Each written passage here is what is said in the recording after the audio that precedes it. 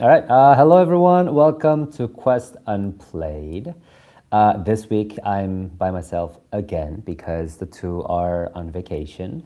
But Quest Unplayed is where, it's usually three of us, but then we have a guest usually, and we talk about, everything about games and just have fun together. I'm George, the host of Quest Unplayed, and this quest is joined by another guest that we have. Juan. Wait, Juan, right? Juan, yes, you Yes, pronounced it because I correctly. always, I always have to be careful the J sound. Um, But in this case, was correct. Yes. yes, phew, yes. But anyways, yeah, we have Juan as a guest, and we're gonna be talking about his beautiful game called "Last Time I Saw You." But before that, we actually have the sponsor. And this podcast is sponsored by Minimap, your ultimate gaming hub and a gaming companion app. You can sync your games to track everything that you played. You can create your game collection, reviews, star ratings, connect with other gamers, and just basically have fun in our community. And we have the sponsor video now.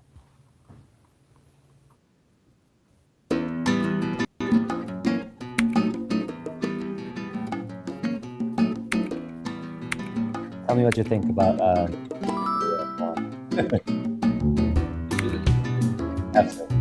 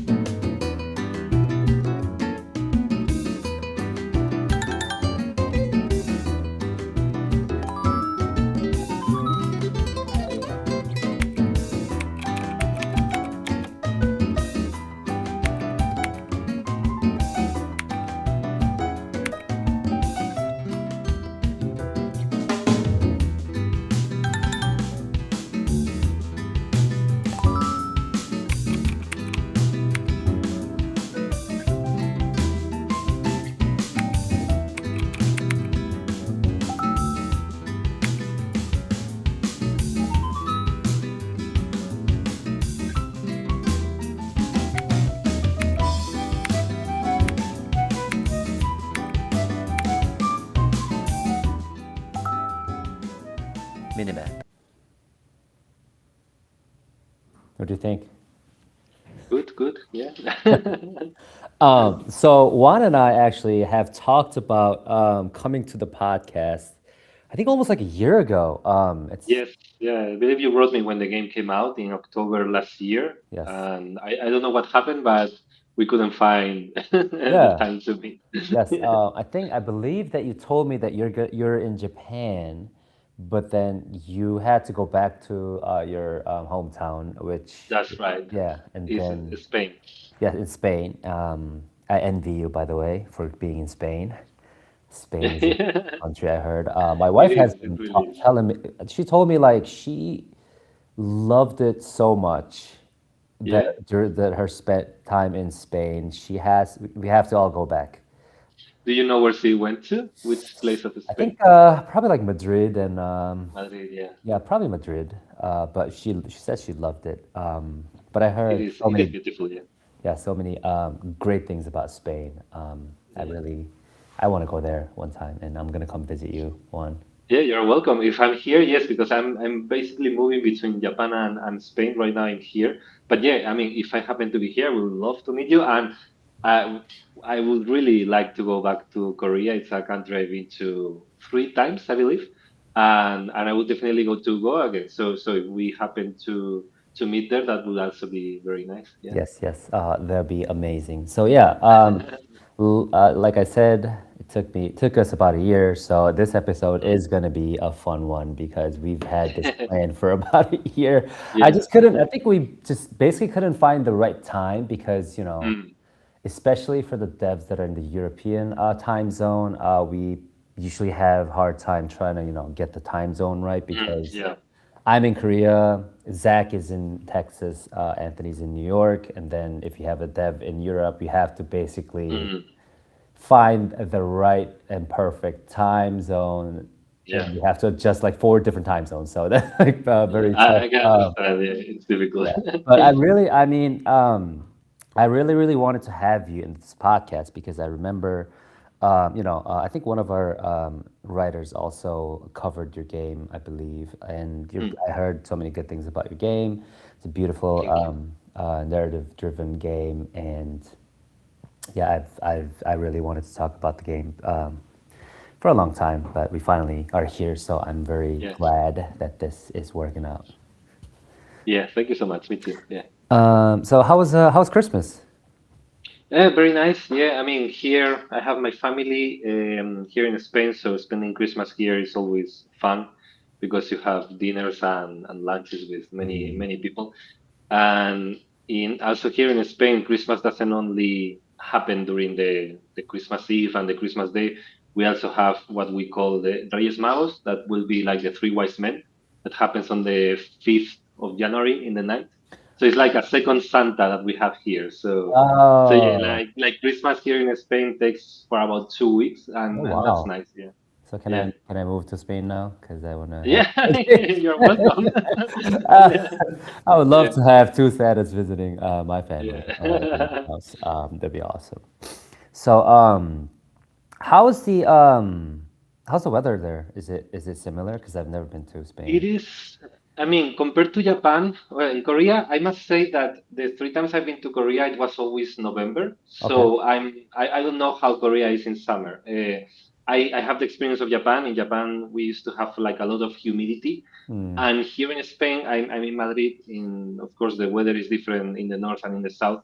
But here in Madrid, I would say that the weather is kind of similar to how it was in Osaka, but without the humidity, which for me it's very nice because summers in Japan were always very very Okay. hard for me. Yeah. Is it cold right now? It It's is. It is cold. Yeah, still it's winter, pretty right? cold. It's not snowing. A couple of days ago, there was a little bit of like faintly snow, but yeah, here in where I live, it's around January, February when it snows, if it does. But yeah, it's cold. It's definitely cold. Mm. Awesome. Mm. All right. So, do you prefer doing game development in Spain or Japan?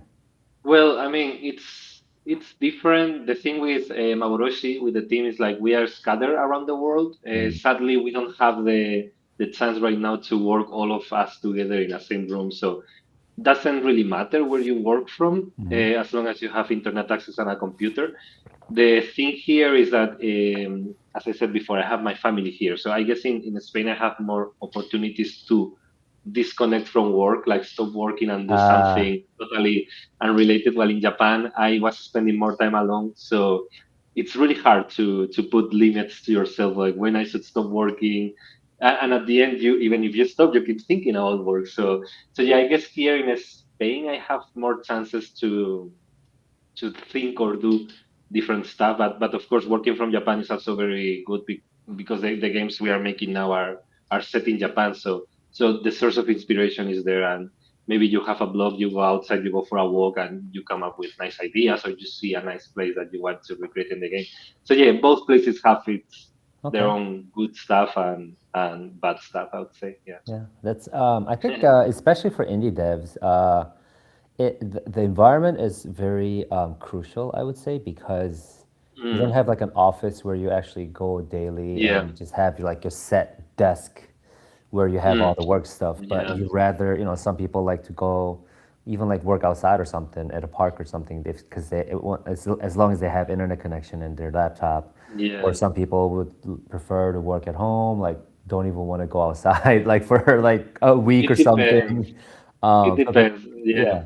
So, For me, it's important to sometimes change the environment. Like right mm, now, like I mean, this is part of my house, but now I have like a bedroom separately to the place where I work. In Japan, everything was in the same room, so uh, that was also like, I mean, it's not hard, but when you spend all day in the same place, you work at the same place where you sleep, where you cook, where you eat.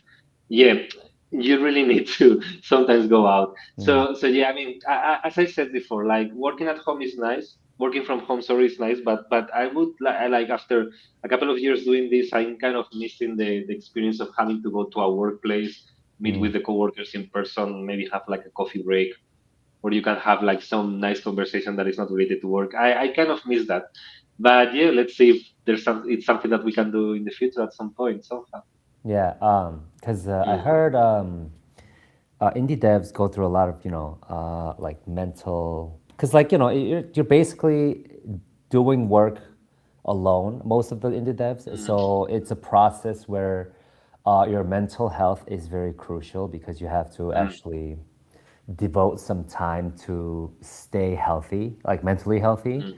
Yeah. Because if you're like, basically all by yourself, working on this one project without anyone working together, it can have an impact in your mental health, and it's very important that you stay healthy. It does.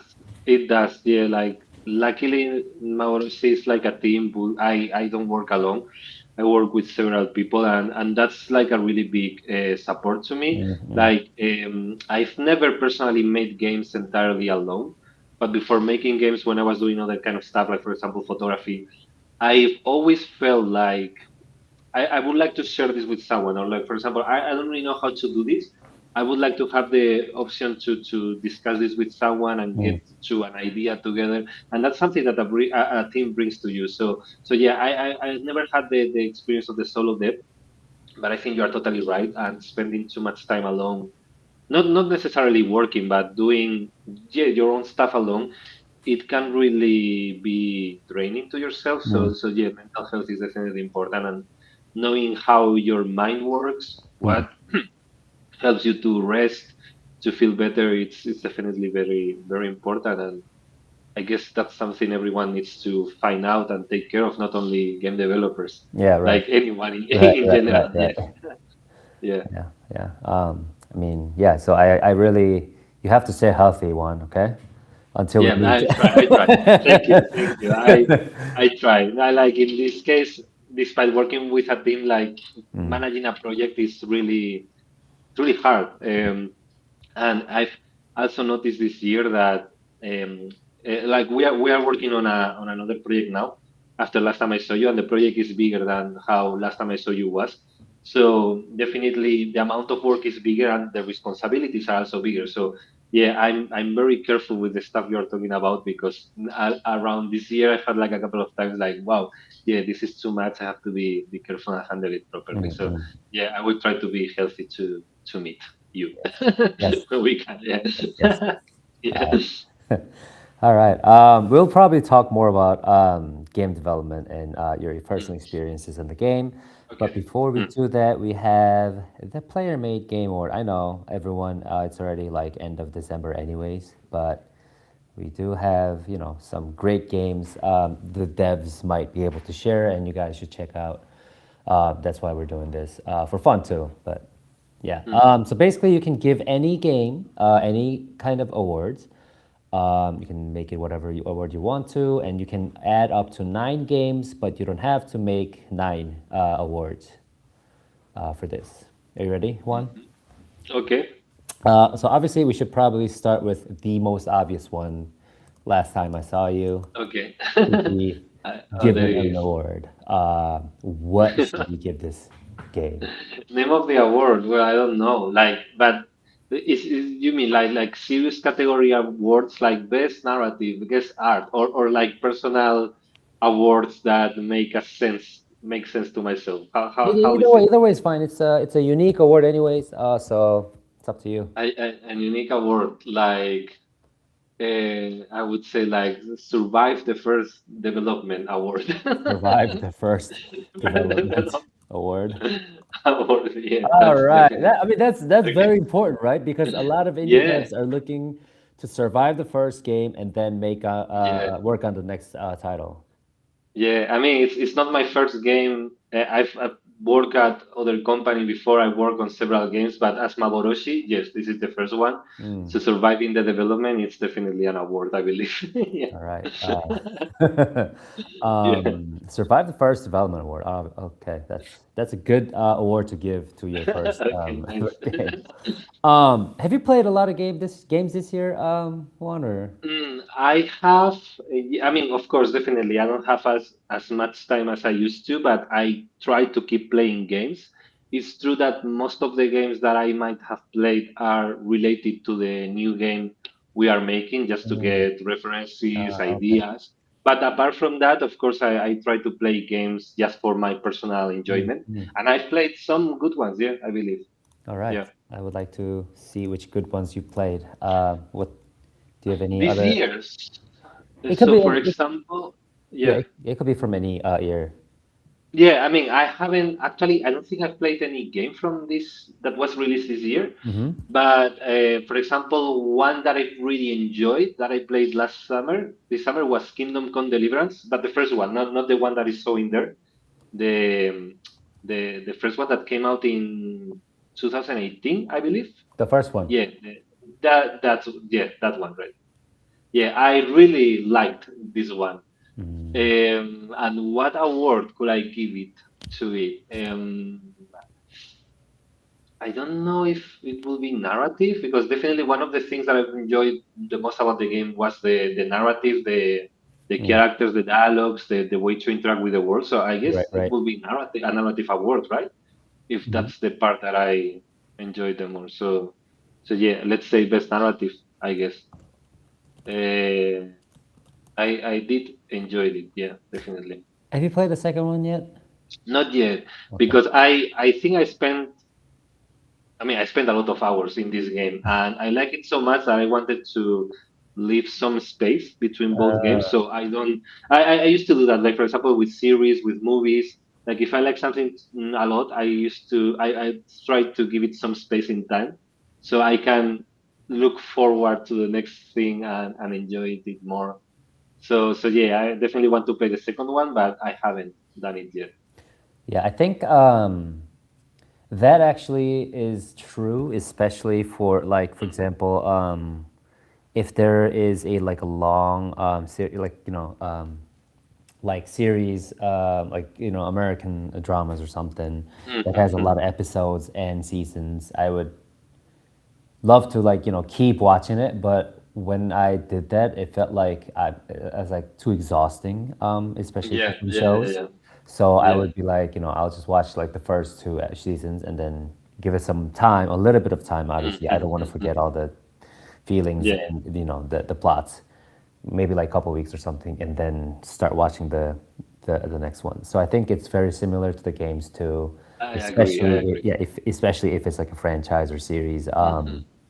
I totally understand why you're kind of giving it a Yeah. space and time. And also, I don't know if you watched it, but Toby, the communications director from Warhorse Studios, came to the podcast, and we did talk Oh, about Kingdom Come Deliverance too. oh, nice. Yeah, and he said best RPG game of the year. Um, it is. I'm sure it's going to be great. Yeah, I mean, the first one was great, so I can imagine that the second was is an enhancement of what Yeah, the first one had. So yeah, definitely I want to play. Yeah, yeah. Second was great. I only played a couple hours, but it's already great. So I really highly recommend you play it. I will. I will definitely. Yeah. It's amazing. Do you have any other games that you want to give awards to? What else? Something that I've recently played that I enjoyed way more than I expected was Far Cry 3. Oh, It's a okay. game that I didn't play back in the day. And yeah, Oh. these days recently I'm not like really excited about most AAA games releases. Mm-hmm. So I decided to go back in time and play games from the 2010s that I didn't play back in time because maybe I was not interested or because I had other games I wanted to play. And Far Cry 3 has been one of them, and I was really surprised of. Once again, it's a narrative reason, but I mean, I already gave the award to Kingdom Come Deliverance. I don't know how to explain the part exactly, but basically, I think that it was a game that handled the main character and the actions that the main character was doing in a very, very, very interesting way Mm-hmm. that kept me thinking several days about it, and I enjoyed it a lot, like the journey that the main character goes through. I don't know if you've played it. I haven't. Okay, so basically, I don't know if this is considered spoilers, but basically, it's not. I believe it's not. It's the story of the game. basically the game is about like a group of friends that are traveling around Thailand, I believe, Mm-hmm. and they go to an island, and in the island they get captured by pirates. So the main protagonist escapes, and he decides to rescue his friends, of course. Mm. But the way he does it is like how to say I don't know how to put it into words correctly in English, sorry, but basically the situation makes him release a psychopathic aspect that he has inside as an excuse to rescue his friends. Uh, And so basically the game shows really well that character development where the friends are still as they used to be, and they don't kill, they don't enjoy the killing, the massacre, but he mm. little by little starts doing that. And yeah, he's definitely not a nice person, the main character, despite what he's trying to do is nice, saving his friends and brothers. But yeah, I think it was a really interesting psychological experience. And also, it's really influenced by a movie that I like called The Beach by Danny Boyle. So yeah, it was a game that I enjoyed surprisingly more than I expected. So the award, um, if I don't know how could we call this character development award. I don't Okay, know. sure. Character. Yeah, like there is always this talk about the how is it called in English? The The which one was that? ludonarrative dissonance. That is this thing like, for example, in the Uncharted games, Nathan Drake is supposed to be like a really nice, cool guy, right? Mm-hmm. But at the same time, he's like killing lots of people. So it's like that dissonance of like I'm supposed to be a nice guy, but if you think about it, I'm Mm. like a killer, right? But in Mm. this game, in Far Cry 3, the act of killing many people is really reflected in the narrative, and I think Okay. that was really really smart. I haven't played other Far Cries. I don't know if they handle the characters in the same way. I believe they don't, from what I've heard. But yeah, in this one, I was surprised, and I liked it. Yeah. Mm. Okay. I mean, I did watch one of my friend play one of the Far Cry series. I believe it was like 4 or 5. I don't remember exactly, but I mean, the game looked interesting. The gameplay Mm. looked pretty fun. I think I saw him like hunting and stuff, like killing animals and Yeah, there doing was something. part of that. Yeah. But yeah, but I haven't played any of the Far Cry series.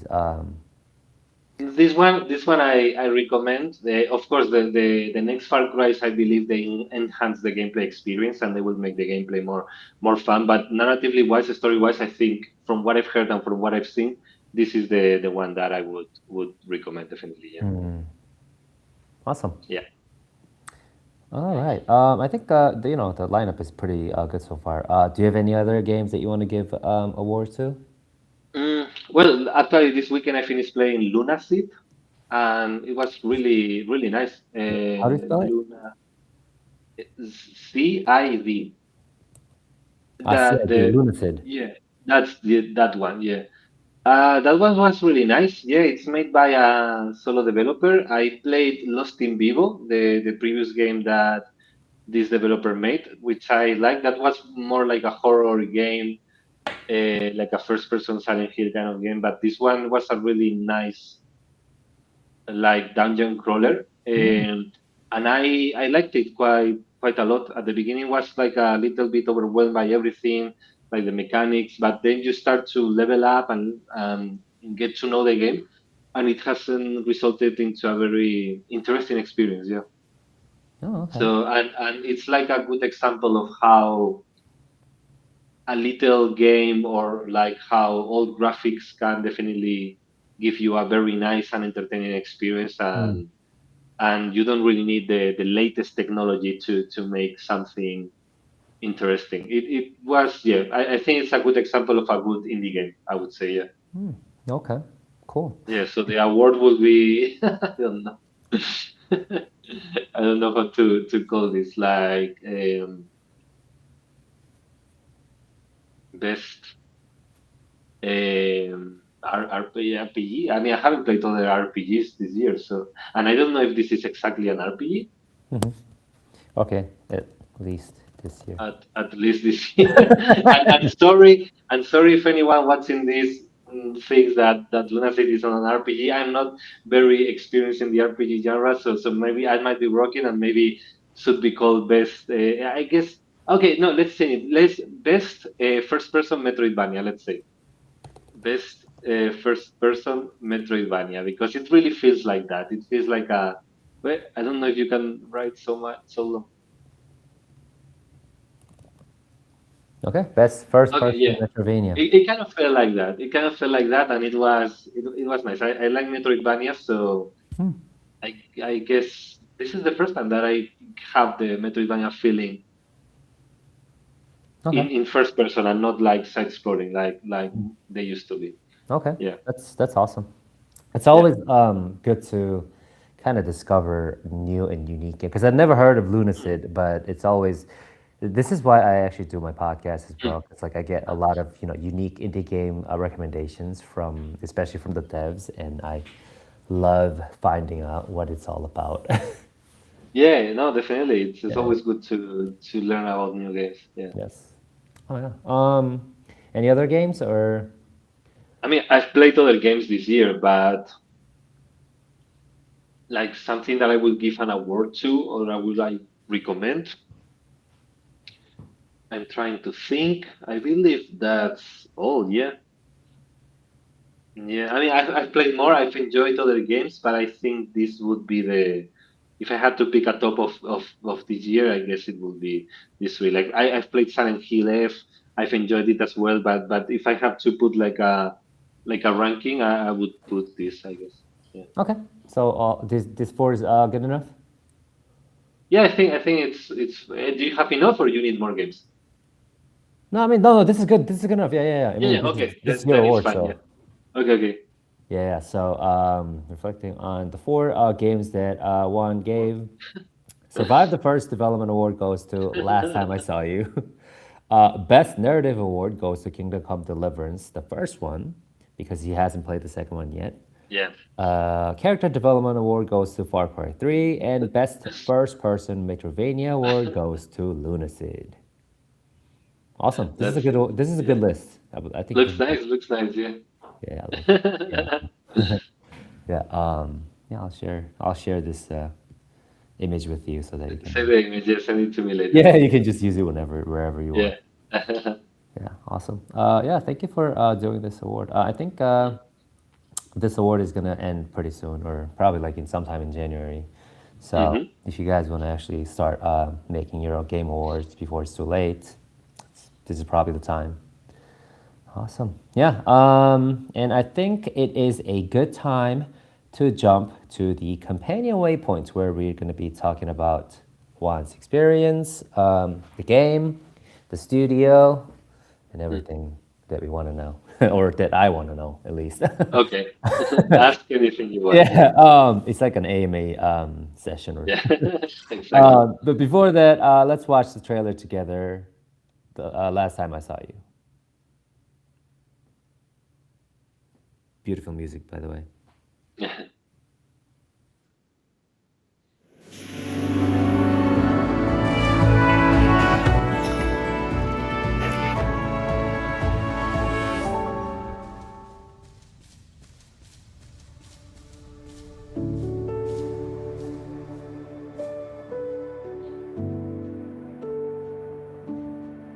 We got a lot of awards for this. So yeah. That's good.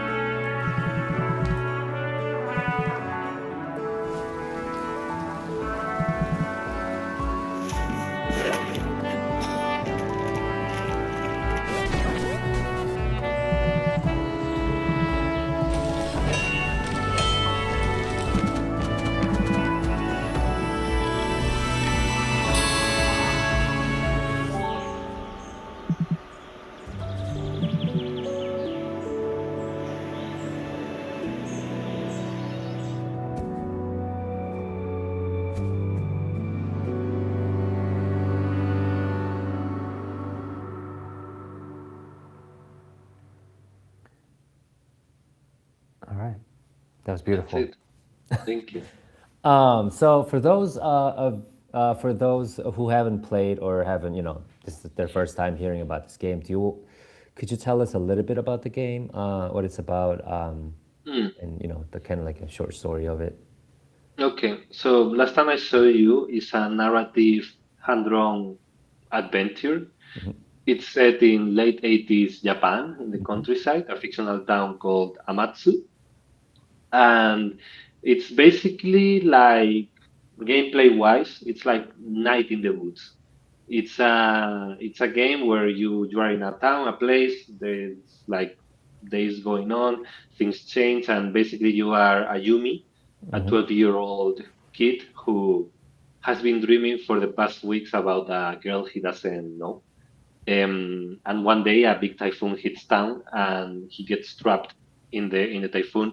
And when he's trying to survive and escape, the girl that he has been dreaming about appears and rescues him. So after that, he has to find out who this girl is with the help of his friends, and try to figure out how she is connected with the typhoons that are happening, and why she is contacting to him in dreams. Um, and that's pretty much it. Yeah, it's a narrative adventure. There is text.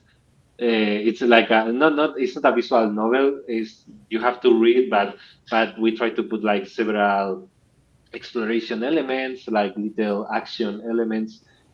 It's like a very simplistic combat also, but it's basically exploration narrative, like gathering collectibles, items, a couple of side quests, and yeah, that's pretty much it. It was released last year in October, and it's available on Steam, PlayStation 5, Xbox, and Nintendo Switch.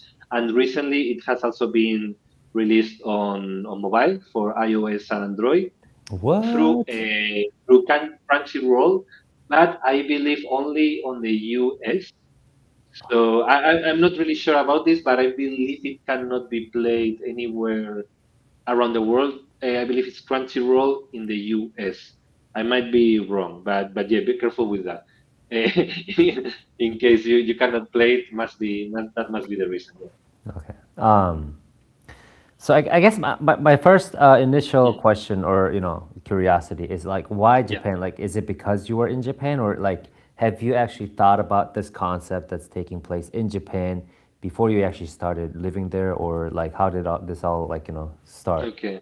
So yeah, it's the thing that you said. Like everything is connected, I was living in Japan when this idea came, and basically yeah, the idea that inspired me also happened in Japan. So I moved to Japan in 2016, and as I said before, I used to take photos. So I originally went there as a photographer, Oh. but I ended up working on the game industry. So I've been playing games all my life, but I never thought of making games. Like I never really thought of how a game is made. How do you make it? How can I make a game? I was just playing them and in my head imagining stories. But then in Japan, I entered a game development company that was also a publisher. I entered as a translator and QA. But then this company started to make their own games, and because I had like a background as an artist, I joined the development team, and that's how I learned how to make games. So a couple of experiences happened, and basically that inspired me to make the game. And I was already in Japan. Um, Japan is a place that really attracts me, yeah, in a visual level. So it made sense to me to set the story in Japan, since I was already there, and the things that inspired it were happen in Japan. Yeah.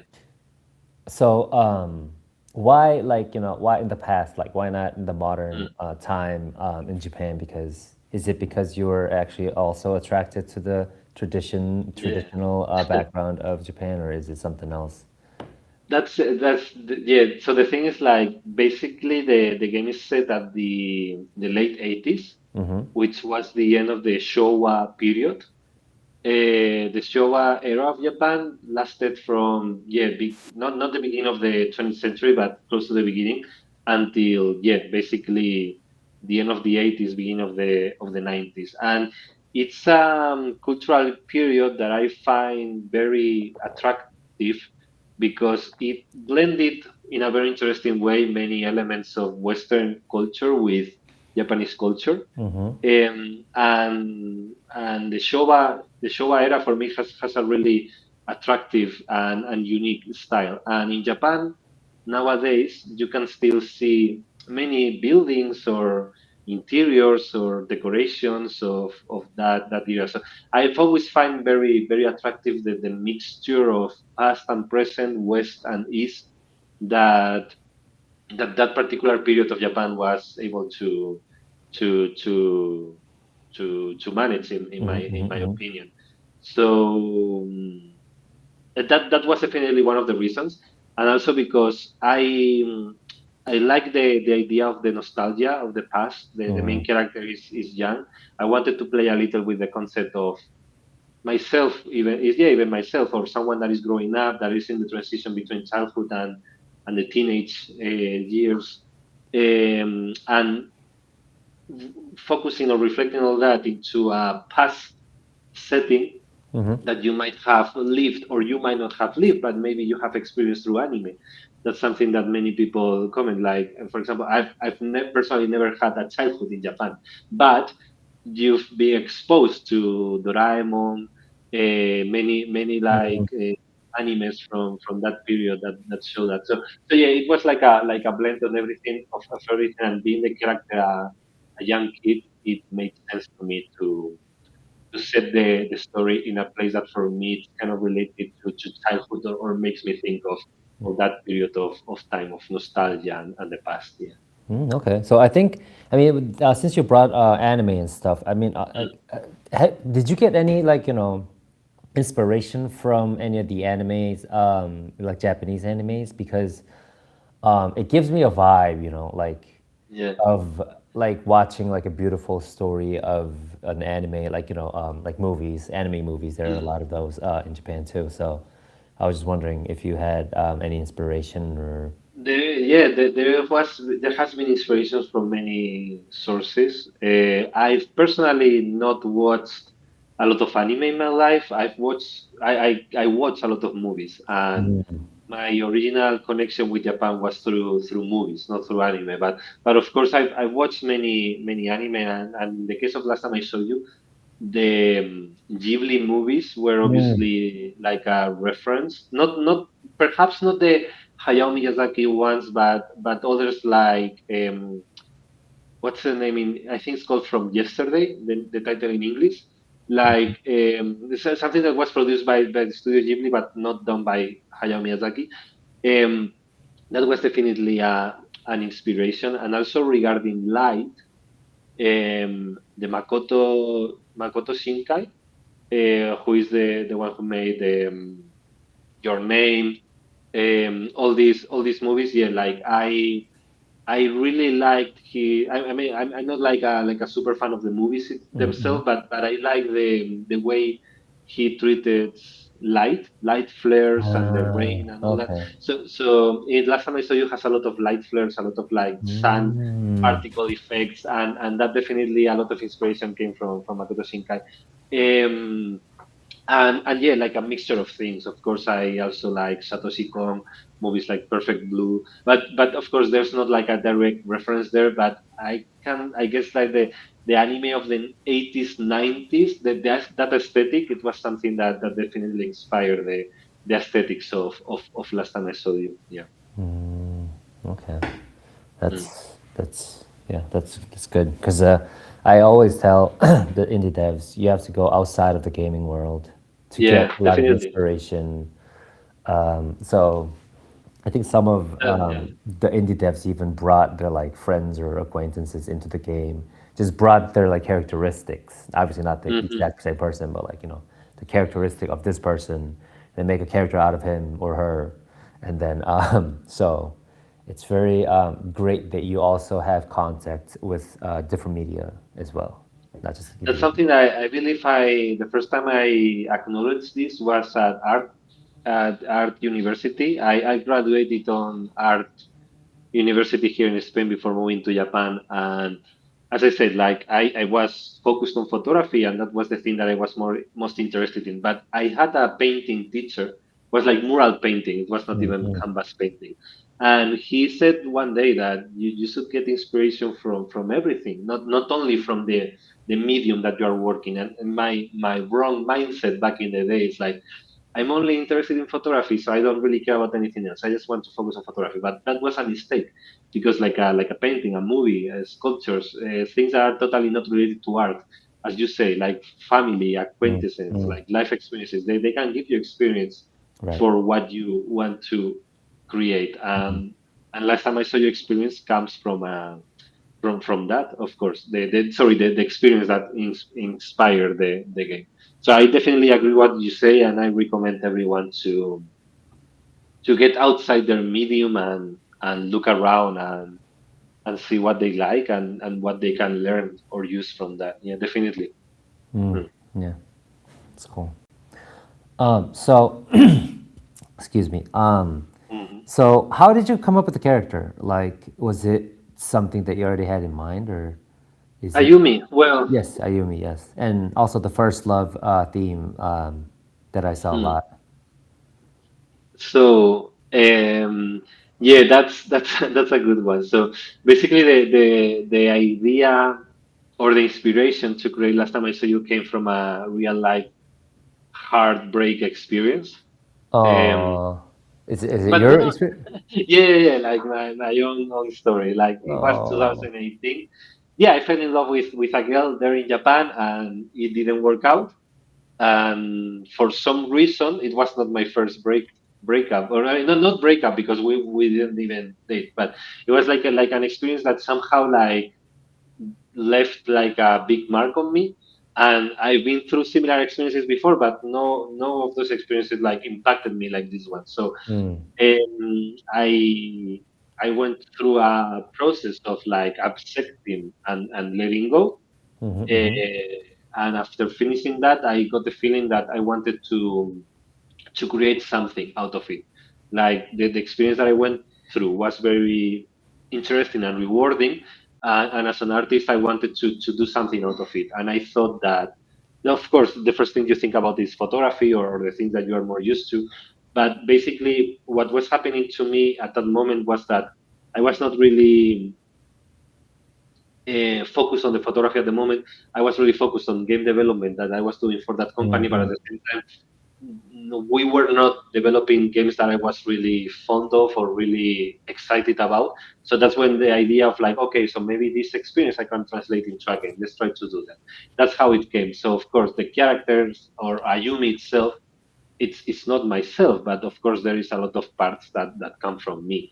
And with many of the characters in that game, if not most of them, they are they kind of come from personal situations that I've experienced or people around me that have gone through different stuff. All that was inspiration to create not only Ayumi but other characters in the game. And at the end, I believe we ended up with a very nice cast of interesting characters that have interesting stuff to offer to the player and talk about. So mm. yeah, I guess answering to your question, a mix of real life personal experiences, I guess. Yeah.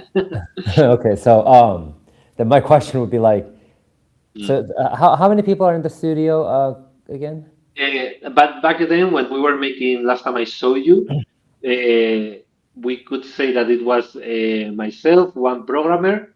I mean, we had several programmers, but there was only always one programmer actively working on the Mm-hmm. game. Then it was two animators, the composer and the narrative designer who was helping me fix the dialogues and bring up new dialogues and making sure that the narrative made sense with the gameplay and the story and everything. Mm. So yeah, it was a small team. Uh, how many people I've said? Two, one, yeah, like around five, six people because sound effects come and go. Right, right. There's been definitely way more people involved in the team, but during most of the development, actively around five, six people were Mm. working. Yeah. So how was it to convince? them to bring your own heartbreaking story to the game? Like, were you did you like straightforward tell them like, oh, this is the story of myself, how I Well, no, felt, or is it? but that's the thing. It's not a story about myself. Like the inspiration comes about a thing that happened to me. But at the end, I'm part of creating a nice narrative, and that's something I learned from Raquel, the narrative designer that I mentioned before. Is that at the end, whatever you want to tell, even if it comes from a personal experience, you have to adapt it to something that everyone Mm, can join. Because at the end, okay.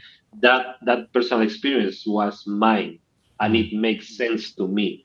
And right. someone else doesn't need to feel or care about that because they have not experienced that. But first love in general, it's something that most people, or maybe most people, yeah, most people can feel related to because they have experienced that, or they have seen that in movies or other media. So at the end, the story last time I saw you is not my story. It's like a more general story of a Mm, mm, series of fictional characters right. inspired, yeah, from a personal event. So yeah, I don't know. I never told anyone like, let's Okay. make a game about my experience. Okay. No, no, no. Okay. Like, let's make a narrative game about this, and then there is this part. But of course, the game is not about me or what happened to me. Yeah. Okay. Does the game have multiple endings, or is it just like going to the one? No, there is one ending. It's true that, I mean, there are some choices you make through the game, but they are not impactful in the way that they will change the ending. But there Mm. is, it's true that there is a couple of NPCs, which are like Ayumi's closest friends, that their outcome at the end of the game might be a little different depending on a couple of choices you make. Uh, But the main ending or the main story is the same. okay. Yeah. So you're basically following the story, but then might have like a little bit of the fluctuation, like between the. Yes, but it's very small. It's not like Mhm. a like decision making game with multiple endings or anything like that. I personally always liked games that tell you a story rather than there's thousands of possibilities. And I mean that's fine, but personally I prefer like one story that is properly written from start to finish and it makes sense in one line. Yeah. Right, right. Yeah, that's good. Yeah. So how long is the playtime? Like, what's the like an average playtime? Would you say? If you check like the Steam reviews and all that, it's basically around 8 hours. Like, Okay. of course, you can go faster, you can take more time depending on how fast you read, or if you explore everything, you get all the collectibles and achievements. But yeah, people's playtime in general is from 6 to 10 hours, so around 8 is the most common one. Yeah. Mm. And I also saw a lot of people, not a lot, but several people say that the game would have been so much like like immersive if you guys had, or if the game had like voice actors. Have you considered that? Ah, well, I mean, definitely that's something that is always nice to have. It's true that because the references of last time I saw you were games like Night in the Woods, Mutazione, I really wanted to go with the approach of the characters themselves, the color of the text, and even the sound of the text. It gives Mhm. you the personality of the character rather than the voice.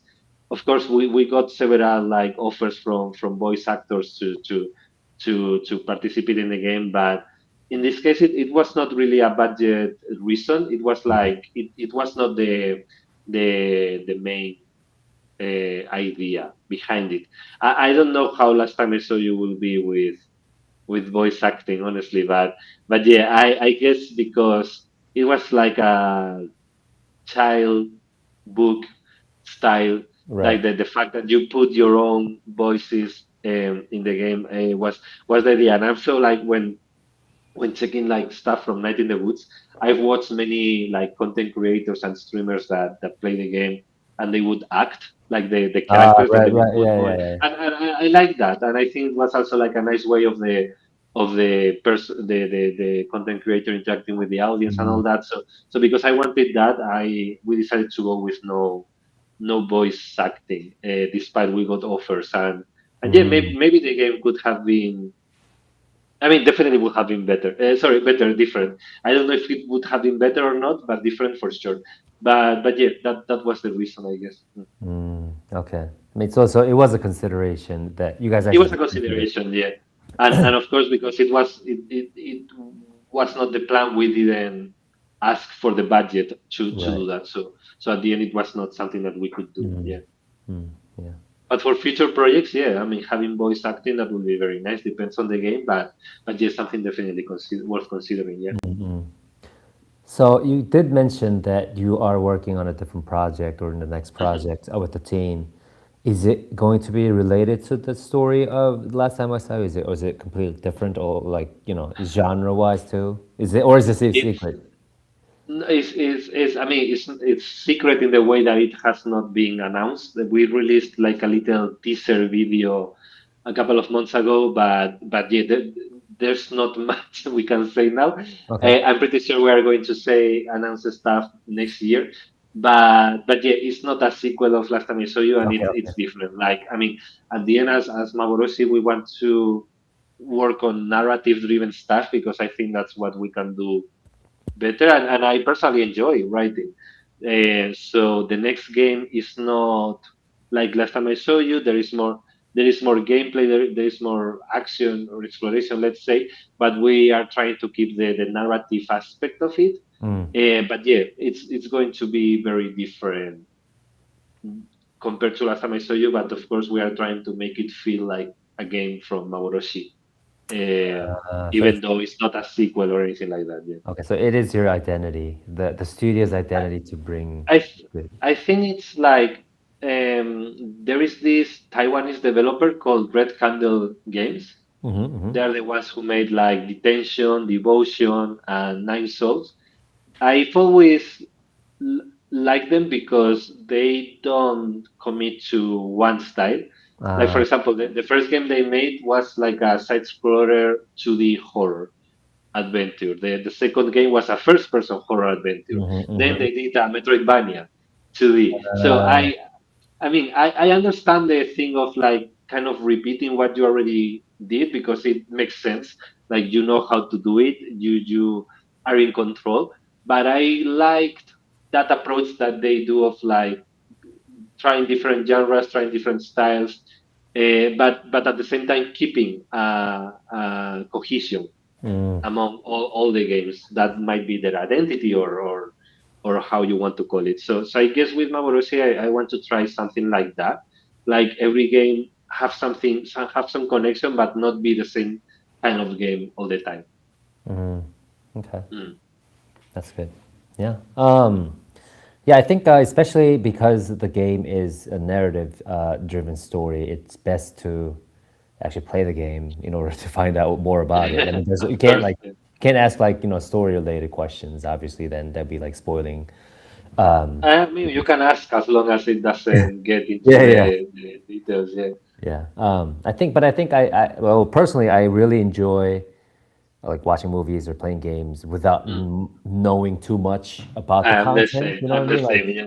because I mean, I know some people like to get the spoiler before actually watching or playing the game, but Yeah. I think that kind of loses the fun of it. So I think I'll just leave that to the players who are gonna play the I game. agree. Yeah, and do you have anything you wanted to add to the players who have already played it, or people who haven't heard of the game and might be interested in checking it out? Well, to people who has already played the game, like of course, thank you so much for taking the time to try it. It's a game that sadly didn't got a very strong marketing, so and it was also released in a window where many big games were released. So I've always felt that it like kind of went a little under the radar, but the game is there. So to everyone who has found the game, thank you so much for playing it, and for anyone who by watching this podcast is interested in it. I hope you enjoyed it. I mean, it's a narrative game. The pace is kind of slow, despite it has some action elements. The movement is quite fast, but it's a narrative game. You have to read. So if that's what you like, if you are into like stories, games like Night in the Woods, animes like the Ghibli stuff that we commented before. I think you would like it. So yeah, I hope you like what you play. Yeah, Yeah. Yeah, it's a very good, great narrative-driven game, and also I did listen to a lot of the music, and people have commented or the complimented music the was music very too. nice. So Yeah. yeah, it's a Larissa, the composer, she made a really good job. And I'm very happy with the result in general. I mean, all game developments are complicated, and there's always like unexpected stuff happening, ups and Mhm. downs, problems. But I'm very happy with the result of last time I saw you, and it's there. Yeah, yeah, I'm proud of it. I believe the team is as well proud of the result, and it's there for all of you to try it out. Yeah. Yeah, yeah. So for those who haven't played it already, it's called Last Time I Saw You. It's on Steam, PlayStation 5, Xbox Series X, and Switch. Yes, correct. Yeah. And Switch. So if you, whichever console you have, let's check it out, what it is about. And I hope you actually do enjoy the gameplay when you actually go play it. Yeah, so thank you so much for coming, Juan. I've Thank you. really looked forward to this moment to have the podcast with you. So it was a great time. I Thank had you so got like much. probably have like other millions of questions that I really probably want to ask, but we only have like an hour or so. So I think this is a good enough time to kind of, Maybe that's a good reason to do a second yeah, yeah, episode yeah. in the future. Yeah. Yeah, yeah, and also if you know what you're gonna be, if you haven't announced what you're gonna be working on and stuff, we're more than welcome to come back. No, we can talk about it. Yeah, definitely. I believe for schedule reasons it has to be early next year, which is Mm. starting this week, right? Yeah, This week, next year yeah, so starts it's this already week. 2026 already. Nice. Yeah. I know. So everyone will have news relatively soon, I believe. And no, Mm. I mean I enjoyed it a lot. I will be happy to talk again about the next project or anything else. And yeah, for sure. Thank you so much for having me. Yeah. Yeah, yeah, yeah. So thank you so much, everyone, for listening or watching. Probably most of you. Mhm. The question played. I believe next week we'll have Zach and Anthony back, so we'll be back with the full house either next week or the week after that. But yeah, so thank you so much for watching. Last time I saw you, go check it out. At least check out the trailer or Steam page or something. Do something, everyone. Just something. Yeah, yeah. So thank you so much for coming, Juan. I'll see you around. I'll talk to you later, and thank you, everyone. Bye. Bye bye. Bye bye.